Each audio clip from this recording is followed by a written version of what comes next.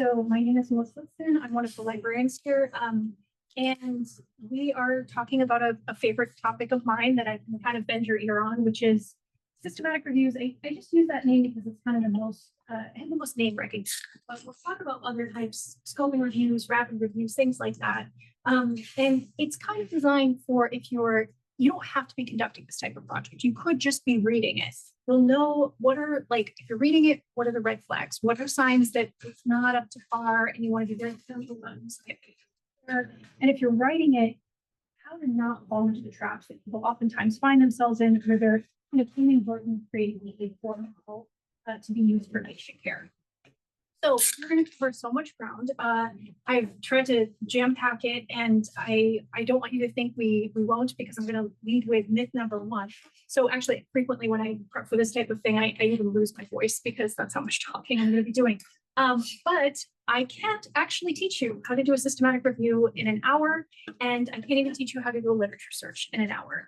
That's because I'll give you some context. Back when I years ago was doing training, I went to University of Pittsburgh medical school for 5 days. It was 8-hour days. And by the end of it, it was fabulous training. I still did not know enough. And it's just a lot of, you'll quickly see, there's a lot to these types of projects. However, I'm going to give you a high-level overview, and I'm going to give you a lot of information that I hope can be very useful. And then, it's going to go to the next one. In the next slide, if you want to execute these steps, have a course that is available. So I definitely want to plug this. It is available to anyone in MGB, so you don't have to be coming from MGH. And you can sign in and be in there indefinitely. Sometimes, not to dismiss other people's courses, but people say, oh, of course, and it's it's a couple videos, or this is not that. This is 15 lessons. I think my backup is 100 pages, and I have been ruthlessly trying to get it down to something that is, not too much. And my background is, so my undergrad degree, my concentration was in creative writing. And so I'm trying to bring a lot of that in because this stuff is very, very convoluted. And so I did my absolute best to really break it down into language that anyone can understand. There's quizzes to see how you're doing. There's a certificate. I highly recommend that you leverage that as much as you want to or need to say, I did systematic review training at Massachusetts General Hospital. And it's unique in that it's tailor-made for MGB. So the thing about a lot of other courses is they're going to talk about products that we do not have access to, which is a problem. And the other thing is it's a stepwise approach. So if you follow along, you will have a completed search. You will understand how to perform risk of bias for a randomized trial.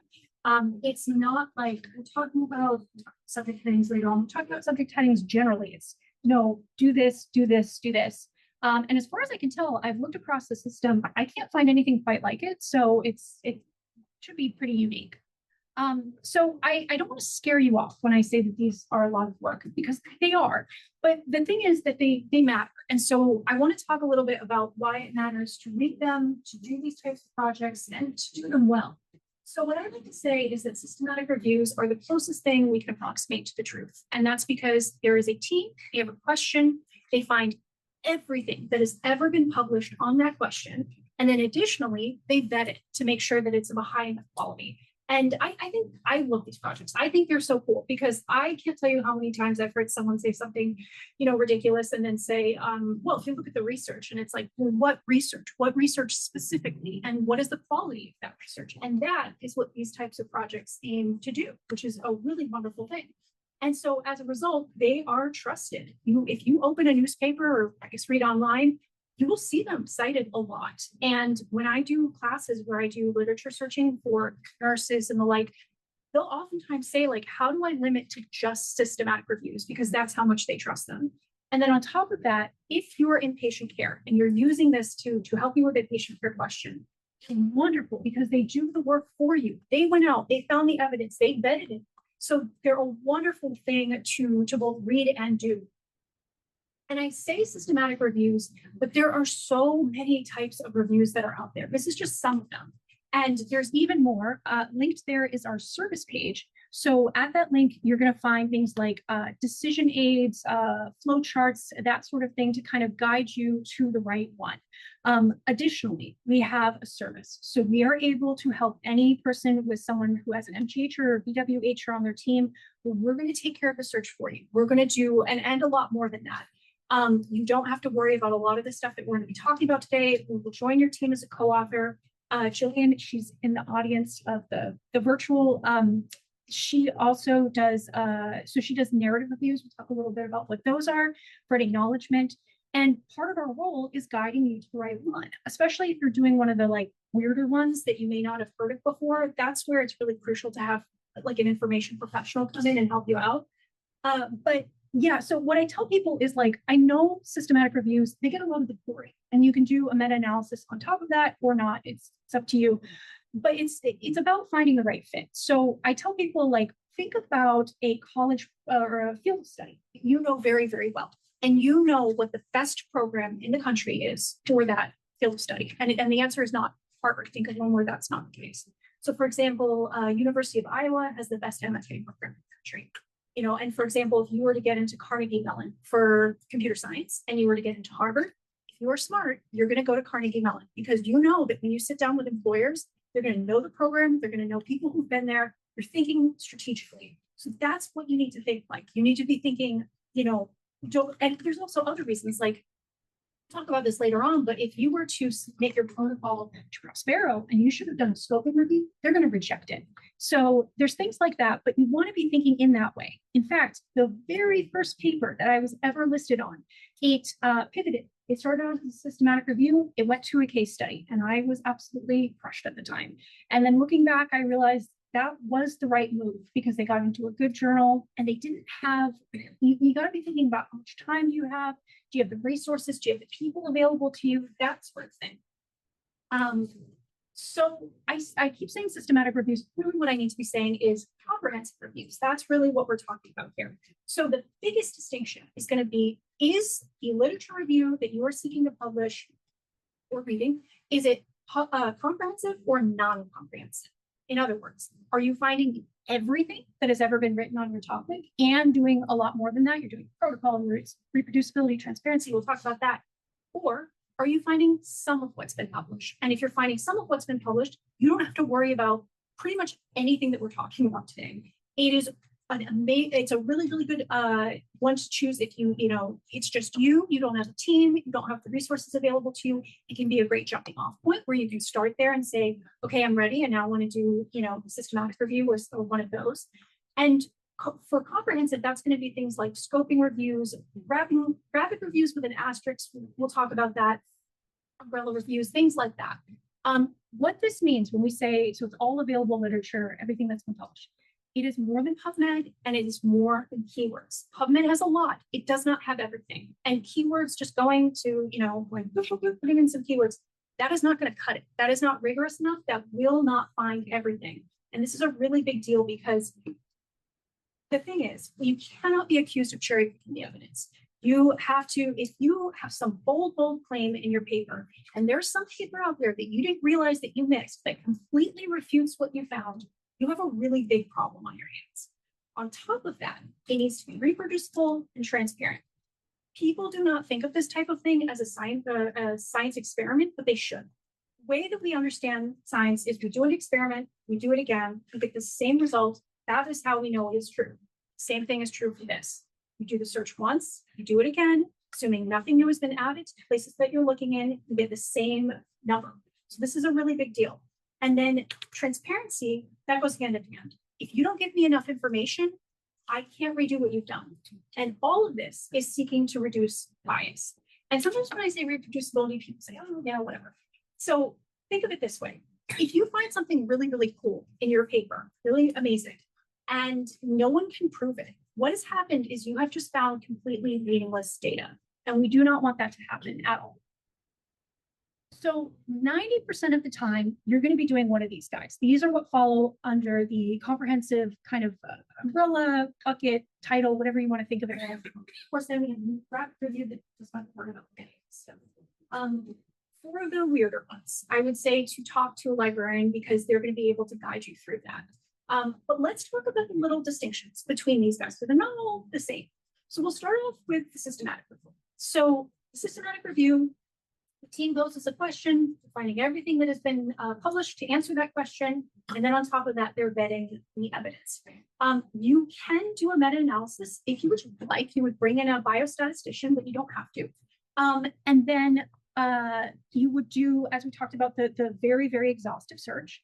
You need a team. You need to have, it's not too much bias to just have one person making the decision. So you have two people. What if they disagree? Then you need a third person. So three people, that will be your tiebreaker. What I'm putting for the timeline, it's pretty aggressive. Like, it's not uncommon to be doing something like this for a year. So give yourself enough time. It's a marathon. It's not a sprint. It's just like if you were training, for a marathon and you didn't give yourself enough time, you would either not complete the marathon or injure yourself. You want to make sure you're giving yourself enough time. So just like original research has protocols, clinicaltrials.gov, you can see the protocol. You are going to be doing a protocol as well. And we'll talk later on about the details. And you register it. So we'll talk about what that means later. How about that? You're going to do risk of bias assessment. So all these papers, titles, the abstracts, getting it down, this little collection of papers that really answer your question. Are they good? Can you trust them? So you have to go through a process to make sure that they can be trustworthy. Might have heard of Prisma, moving on, before. Prisma is, those are the standards. Those are the standards that you will follow. If you don't follow Prisma, no one is going to want to read your paper. That's just kind of how it goes. So Prisma has a flow diagram. So you're going to track every paper that you find, and it also has a checklist. A lot of journals will require that you have your paper and you have a completed checklist. So it's digital. You're going to have your paper, you're going to have your checklist, and you're going to say, is there a protocol? Check. Yes, it's on page 6, that kind of thing. So what's really, really important about this is that a lot of people will say, yeah, we followed Prisma, and they don't actually read the Prisma, the checklist that they're supposed to be using, and they don't have the stuff there. It's not really about quality. I mean, no offense, but you could have a really bad protocol, but if you have protocol and you can check that off and all the other things, you're Prisma compliant.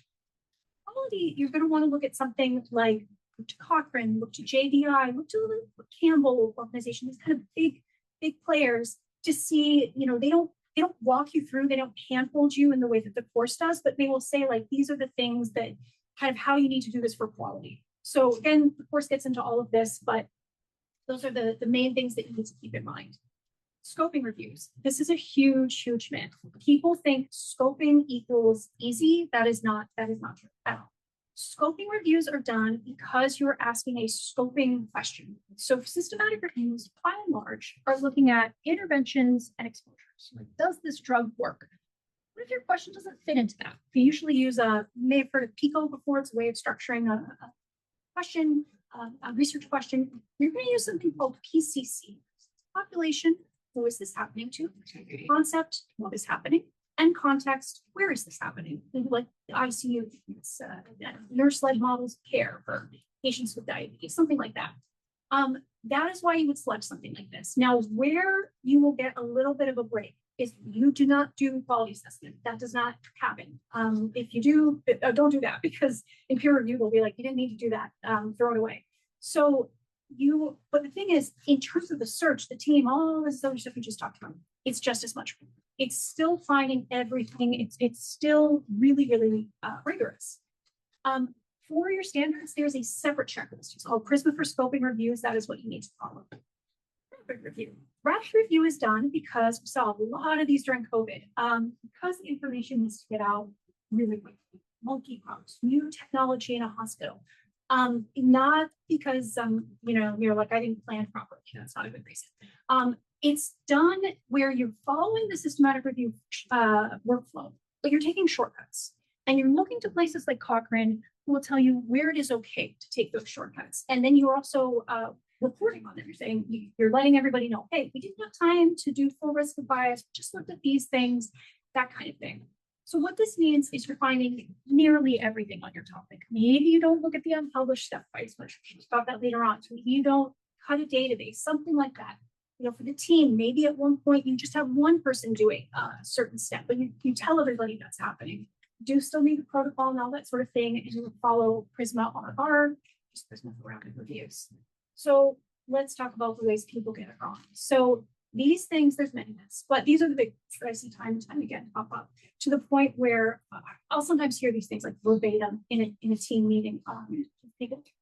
Number one, we've already kind of talked about this, but unrealistic timelines. Oh man, you can't learn searching in an hour. You can't learn how to do this type of thing in an hour. You can't write your protocol in 30 minutes. People have actually asked me that.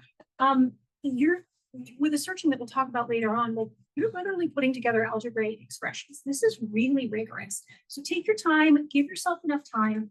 We'll talk about the consequences in the next slide, what happens when we fall prey to these myths. The other thing is, oh, I always hear this. Don't worry, we're not going to have to go through a lot. There's not going to be a lot on this because I have not seen a lot on this. This is why, so it's sort of hopes and dreams as to what will happen. Here's the problem with this. We are finding everything. So what this means is we are casting a very wide net. We are looking for needles in a haystack. We'll always go through a lot, minimum about 1,000. That's just how it goes. Now, when I'm in a team, I will do everything in my power to try to get things a little bit more manageable, use every search trick in the book that I know, talk to people about refining their question, that sort of thing to try to get it a little bit more manageable. The other problem is, as we talked about, PubMed doesn't have everything. Keyword searches aren't going to be representative of what's out there. And on top of that, we have a really big bias, which is no one wants to go through 10,000 or 100,000 papers. So it's okay we just want to avoid that kind of magical thinking. It's okay to just say, I don't want to go through a lot. It's like, all right, let's do what we can to refine the question, get it down to like the lower thousands, that kind of thing. But we don't want to be taking that and making a jump at saying, then there won't be, because we just don't.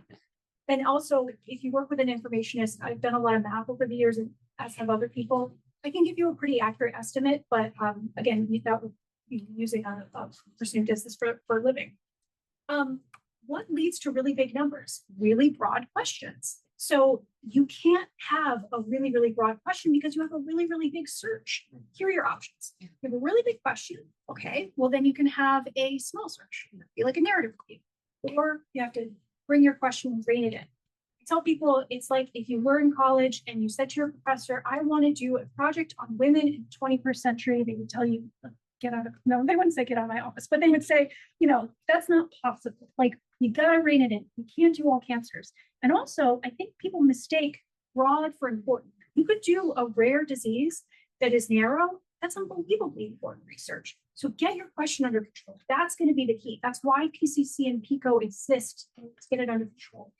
And then the final thing is research PubMed, not understanding what an exhaustive search actually means. So thinking that that's enough. So what happens if you fall prey to these myths? Orphaned projects. Oh, this is huge and very heartbreaking to see. So I want to say on not quite 200 projects. I did some math. 22% of those have resulted in publication. And I promise you that's not because I'm just bad at my job. This is very normal. If your eyes are too big for your stomach, you will not complete it. That's just how it goes. And it is awful to watch, to see a team put in all this work and then, they can't go through everything. And you can follow your time, how much time do you have if you're, busy resident, that kind of thing. The other thing is you may not realize it, but you're actually cherry picking evidence. If you're not finding everything, then what's going to end up happening is, like we talked about before, there's a paper out there that totally disputes what you're finding and you do not get it. There's some really interesting research about how common this stuff is. And if you want a copy of the slides, I'll definitely make sure that you get those so you can look into and be able to click into the other ones we talked about. And then the other thing is that you may not realize it, but you may have actually fallen out of Prisma compliance. So if you are not being fully transparent in ways that maybe you're not aware of, because you haven't really looked into how to do this type of project, you could actually fall out of compliance, which is not good. Let's see. Okay, so we can't talk about myths without talking about AI, because a lot of people think that sounds like a lot of work. No problem. I'll just use an AI tool. Be very, very careful. You want to be very cautious here because number one, if any publisher will require that you can't do this, like it has to be above board. You can't do it in you need to disclose that you use the AI tool. What does this mean? You are now responsible, part of it, for the accuracy of the tool. That is what publishers say. Why is this a problem? Because it is well documented in literature and news and whatever. AI is prone to hallucination. If it doesn't know something, it will lie. So I have a friend, he works in tech, and they are working on a chatbot for their company. Part of his job is to ask it questions and record the responses. It has started spontaneously speaking to people in Spanish. So he said, why did you do that? Why did you answer this in Spanish? And it said in Spanish, because you asked the question in Spanish. He did not. So this is kind of what we're dealing with here. We have to be very careful. Now, some things like open evidence, they say, well, we have fewer hallucinations, but that's not zero. And what was interesting that I found was that when Open Evidence took the US medical licensing exam, it was wrong 9% of the time. So what it's supposed to do is not answer you if it doesn't know the answer to prevent something like this happening. But the other thing too is that we just talked about you doing this experiment. Do it once, do it again, get the same results. That's how we know it's true. You're in a different room of your house. You're on an incognito browser, a different browser. You're getting back different answers. This is a really, really big problem. There's actually a really interesting article in the New York Times about this, about this degrading the quality of people's work. And it's not transparent. So it's called AI, even open source AI, it's a black box. We don't fully get to see all the inner workings of it. This is a really big problem for this type of project. Also, Open Evidence is not a research database, and it's not even a search engine. I know it's confusing. It's in the search engine. It generates information. It's not a repository of information. So in the course, I talk about what are ways that you could use it. For example, you could say, what are other ways of saying delirium? And then you put that into your search and double checking. So there's things that you can do. You can also check out the AI guide. I have gathered all of the literature that all the tools that I can find, AI research tools, and all the literature written on them. In some cases, we got to look to things like preprints because it is so new. I will say the evidence is not amazing. You want to be looking for things that have paper written on them. There's like a few exceptions, but it's kind of, it's iffy. And it's kind of like if you work with patients at all, and you had a patient come to you and they said, I want to do this treatment. And you knew in the literature that it was not well supported. And you also knew in the literature that there were harms associated with it, pretty big risks. You would probably tell them, I can't stop you from doing that, but you need to be very, very cautious. In fact, I'm rewatching a show called Battlestar Galactica, and it's like androids take over the world. And there's this one android, and they say he is more dangerous than any warhead because he mixes lies with the truth.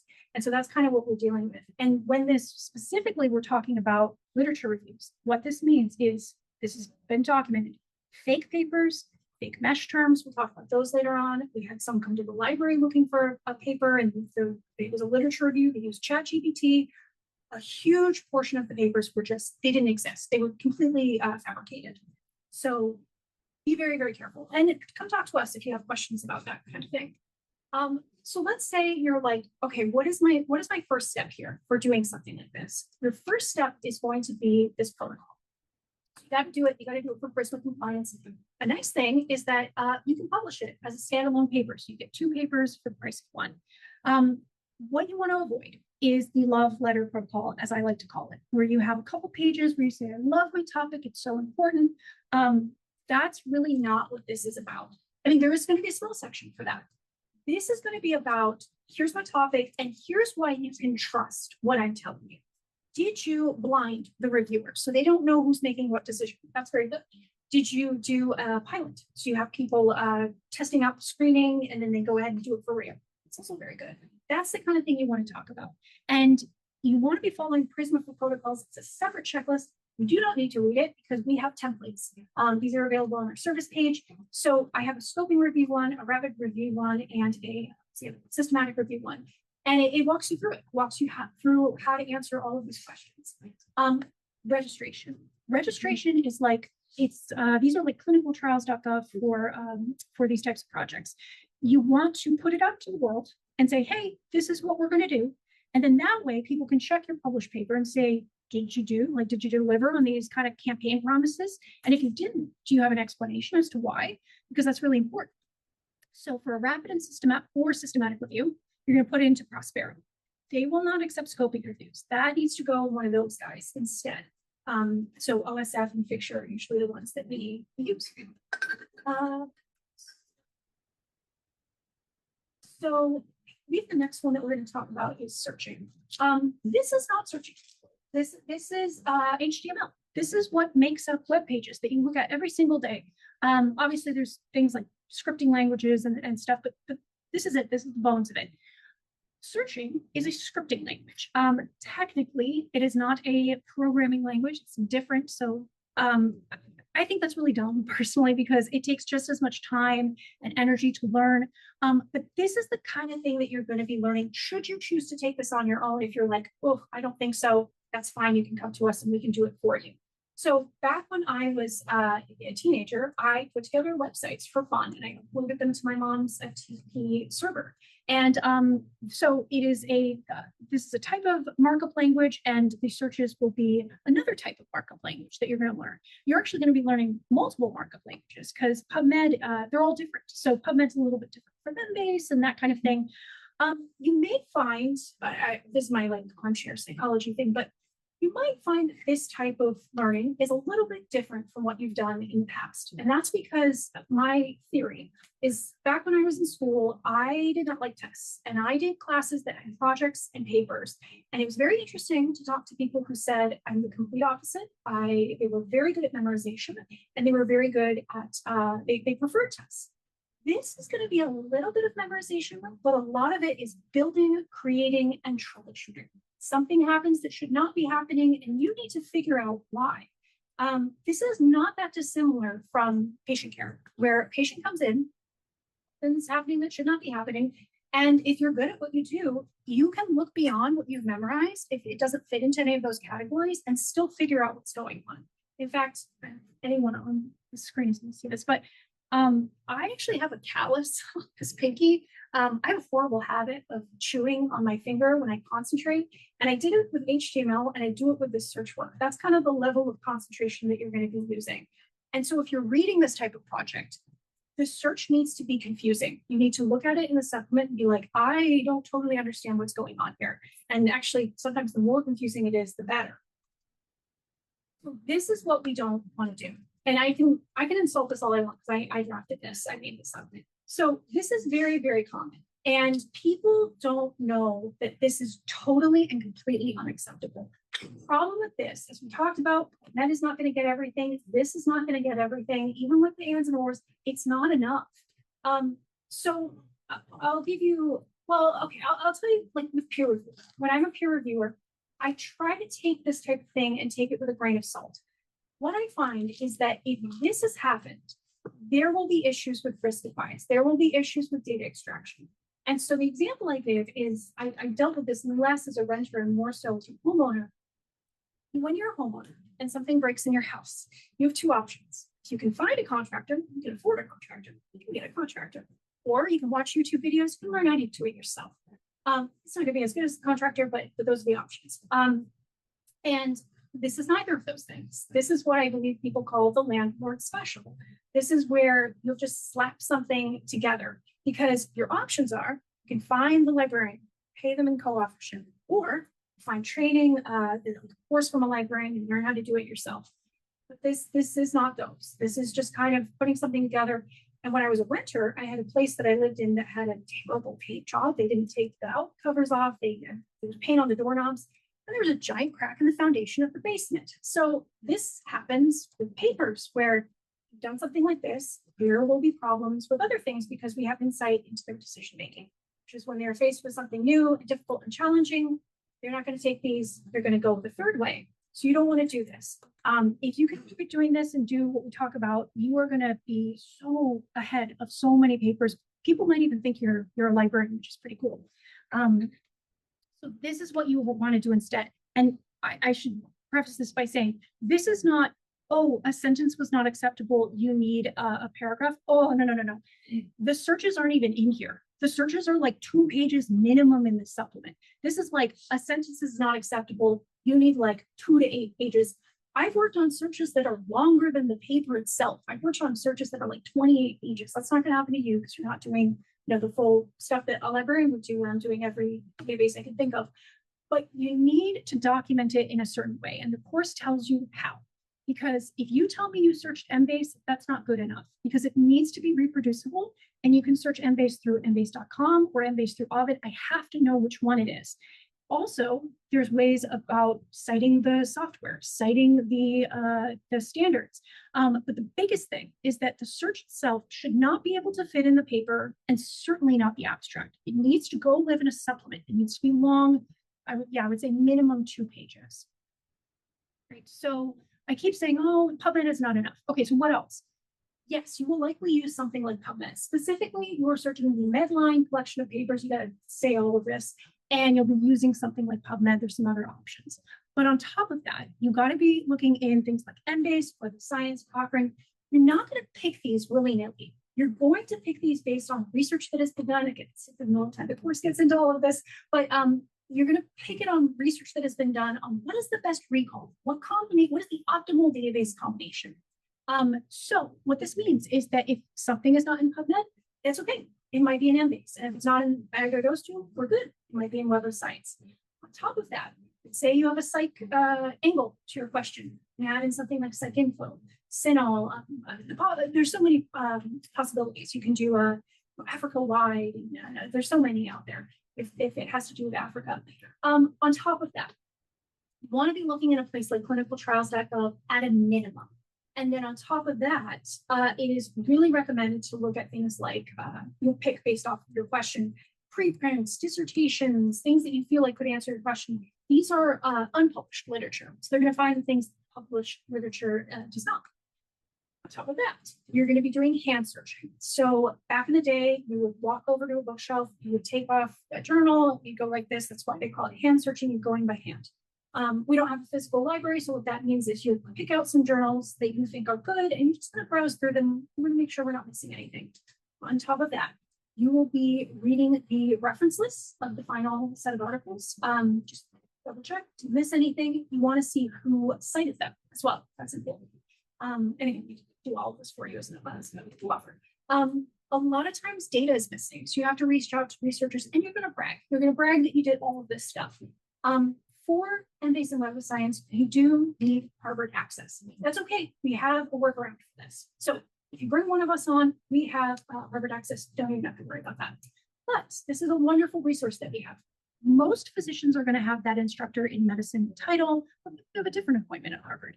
They need to set up their ID, and then they can do 5 proxy accounts, which is fabulous for things like research assistants. So once they've set that up, they've gotten their little card, you're going to submit an application, this is not through us, to Harvard, and they're going to approve you. So definitely take advantage of that because you have like such a wealth of resources. I mean, well, also through us, but now you have both libraries that you can use to your advantage. And the other thing that I tell people is the reason for all of this is that it's stock diversification essentially, where you can't put all of your eggs in that PubMed basket because you will miss things. If you have I think of the course I say, if you have a stock portfolio that has Apple and Microsoft and QQQ, it's a really bad portfolio because you've put everything into tech and what if there's a tariff, like you've just lost all your money. So it's kind of the same idea here. We have to make sure that we're fully diversified in the search for farming. All right, so let's get into the minimum requirements. So this will take you a lot. Give yourself, I would say, as much time as you would for going through all the articles to learn this. There's a lot more that you can do. I think I counted it at like 52 medical databases, all with their own unique language. There's more that can be done in searching. I'm going to tell you a secret about computer coding in general. You're never going to meet somebody who knows the entire programming language. Like no one's going to say, I know all of Python. They know as much as they need to get done what it is they need to get done, and they will learn more when the time comes. So these are the basics that you need to know, and then you can keep going if you would like. But these are the things that are going to ensure that you have a really, really rigorous search that is going to be, blow everybody else's out of the water. So I say you need more than keywords, but you do need keywords. So a lot of times, as we saw in the example, the keywords are they're not enough. you need to be thinking of how anybody will be describing this topic. So we're talking about synonyms, British spellings, abbreviations, layman's terms, all of it. Because the issue is, if someone in Portland, Oregon or some other country is describing it in some way that you have not included, you just missed that paper. You can also use truncation in its simplest form. You have a word stem with a little asterisk, find it in different endings of words, things like that. You have to tell, where are we finding these keywords? So are you finding them in the title? Are you finding them in the abstract? That's that kind of thing. You need to have that. On top of that, if you, not every database has subject headings, but many do, and they are different per database. So it is a tagging system. You have a paper and there are tagged terms, just like hashtags in social media. It has something called explosion, and my colleague Jillian on the virtual call is a wonderful thing. She talks about how it's like Russian nesting dolls, where you have this stuff nested inside. So for example, in MESH, that would be the PubMed subject headings, the tagging system. Epidemic has opioid epidemic nested in it. And you don't want to explode that if you are not looking for that, because bringing a bunch of irrelevant papers. So this is really important. I've had people even say to me things like, can we explode that keyword, which is like not humanly possible? So this stuff can get confusing, and it's really important to kind of get a grasp on it. Boolean operators, I think, throws people off the most, I would say, and that's where algebra comes in. In its absolute simplest form, it can get very complicated. It is, hey, PubMed, find me a paper or any other database that has this term, maybe that term is not there, or this term, or this term, or this term, oops, I forgot this term, or this term, and also this term, oh, this term, or this term, or this term. That's how it all kind of comes together. It's like now the breaking spreadsheet. It's Boolean logic. There are certain words as well that cannot be used as keywords, and it differs by database. So when the database hears or, and there's one that use is a stop word in a certain database, it's not hearing it as that word. It is hearing it as a command. Do this or do this. Use this, that kind of thing. So you either need to delete them or you need to put them in quotes. And then the most important thing, every database has its own unique formatting. So back when I was a kid, I got Highlights magazine, and we would get these pictures, and it would say, can you spot the differences between the picture? That man has a hat and you circle it. That is what's happening here. So you're going to notice there's these little bitty differences. And I'll say for the millionth time, of course, tells you exactly how to do all of this. That's a period, that's a colon, that kind of thing. So this, and you'll notice the subject headings, they're differing based off of database. And remember now that this is not done. This is just 2. We got to do at least like 3 more of these. So this is really, really important, because if you do not do this, what is going to happen? Your search is either just not going to go through. You're going to get an error message, or even worse than that, your search goes through and it is not doing what you think it's doing. The way that you know that you've done this correctly is if you have a very high number of duplicates. And the reason for that is because the keywords and the logic stays the same, but effectively running the same search in multiple places. So it's like, if we're running this search, adapting it to the Embase language, oh, and it's picking up all that stuff that PubMed didn't have. So if you don't adapt it properly, it will not, it's not gonna do what you think it's doing. So if you have, so I'm thinking like, you get back 2,000 papers, you want at least like 400 duplicates, then you really know you've done it well. You've adapted it well. If you just, this is a big error that people do. They do the first one and then they try to like feed it into all the other databases. It's like, this is so dated, but it's like trying to take a DVD and feed it into a VHS player. Like it's not going to work. Going to a restaurant and like ordering off different restaurants' menu, like it's going to be chaos. You can't do it. So we're skipping way far ahead because you're going to give yourself a lot of time to learn this, or again, bring one of us on, we'll just do it for you. And we have in the course some YouTube videos I filmed on how to get the papers out of Covenants.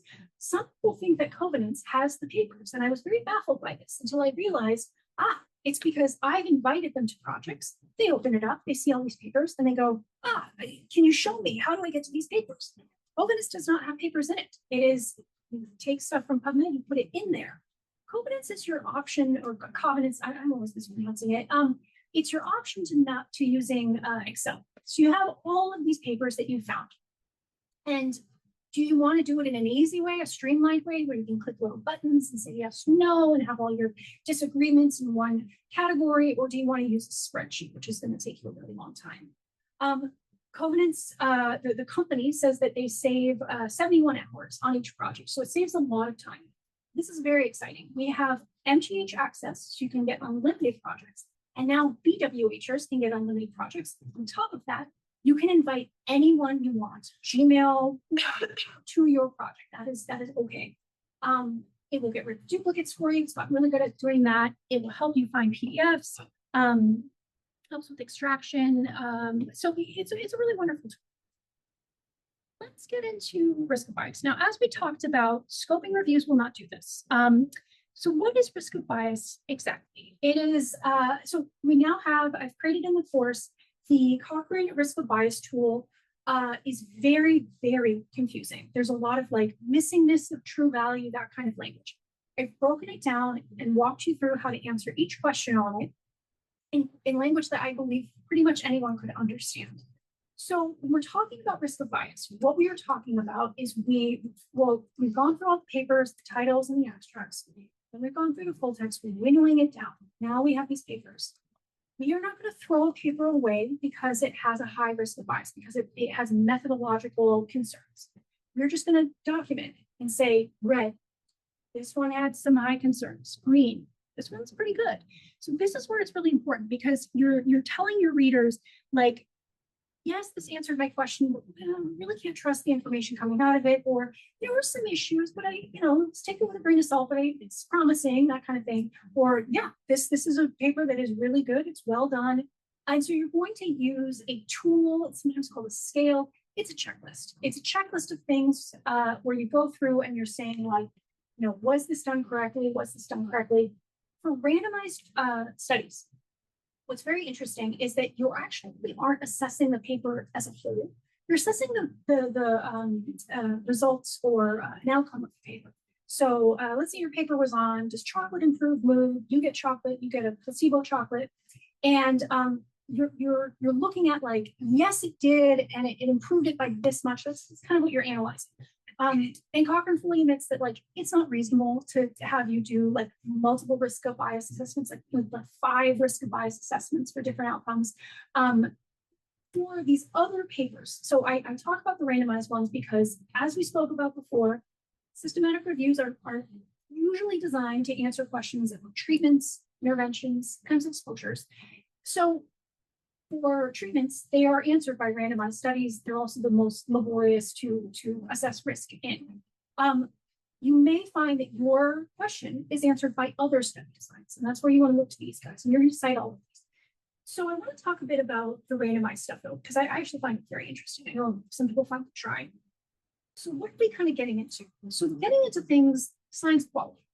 Number one, was the study actually ranked? If you are throwing dice to decide who goes into the chocolate or no chocolate to placebo group, that's great. If you're assigning people by birthday, that's not random enough, because randomization has been found to be the best way to prevent over-representation. You don't want all the smokers in one group.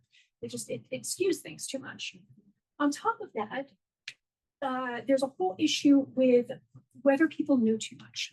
So if someone is eating the chocolate and it tastes a little bit different, and they can guess who's in what group, they are going to start to look to the other person and say, they look like they're improving, maybe I'm improving, that kind of thing. But it's not just like, oh yes, those silly participants, they just don't know any better. It's anyone connected to the study. Everyone has some sort of presupposition about things. If you are the person giving the intervention in this trial, you're going to think it's going to go better than it is, because you probably don't want to be like, admit that it didn't. So people need to have blinding. We need to make sure that people don't know who's going to go into what group, and just really make sure that we are kind of taking human subjectivity out of the equation, because it's just going to spoil the results. The other thing is, I talked a lot about the protocol. So important for you to have your protocol. Same is true for these studies that you're going through. You want to look at the protocol, you want to look at the paper, what I found very interesting is in a course I took, clinicaltrials.gov, the protocol has more complete reporting than most papers. And it is, I think they said 2/3 of the time, an outcome that was stated in the protocol will just go missing. And they're doing that to make their paper look better. They're like, oh, we didn't get some great results with this. Let's just kind of throw that away. And you want to make sure that they're not doing that. Or let's say it's a trial for cancer patients and the person's cancer, it progressed and it's not safe to give them that intervention anymore. Well, do they have a plan in place? Do they have a second line treatment they can give that person? Or do they explain it? Do they say, hey, this happened? Like they just need to be above board. And it needs to be something that's not going to really skew things. And then let's see if I've got all of them. Let's see, missing outcomes, missing measurements. So if it's like you took measurements at this many weeks or this many weeks, and then look, some of them are missing, that's a really big problem. Finally, there's also, I talk about this more in the course, but there's things like if it's like, well, our machine broke. We couldn't take measurements, like that's okay. So we always want to be looking at the reasons for these types of things. So this is, if you've never done this before, this is going to take you a lot of time, I would say. But once you get the hang of it, it becomes easier. It's also just a wonderful tool for patient care because you have all this knowledge about what makes a study kind of quote unquote good or trustworthy. And then the other thing is that with rapid reviews, you may not have time to assess all of the stuff that I just talked about. So you're just going to pick some major stuff and go with that. So we have our Ask Us service, that's our ticketing service. Library.massgeneral.org is where our website is. Please take advantage of it. Click Ask Us for any question that you might have. We have our review service. Actually, if you go to library.massgeneral.org, it's under recommended. There's systematic reviews. Actually, we still have the little thing that says we have this talk going on, and it will take you to the page with our review service. You can also just use Ask Us, and we'll redirect you. And we also have office hours coming up. So if you have in-person questions about this type of thing, you'll either have someone like me who this is what I do, or you'll have somebody who can refer you to myself or Stephanie, or in the case of narrative review, someone like Jillian. I wanted to leave enough time for questions. Like I said, this is a lot, so thank you for sticking with me. I went through all of this.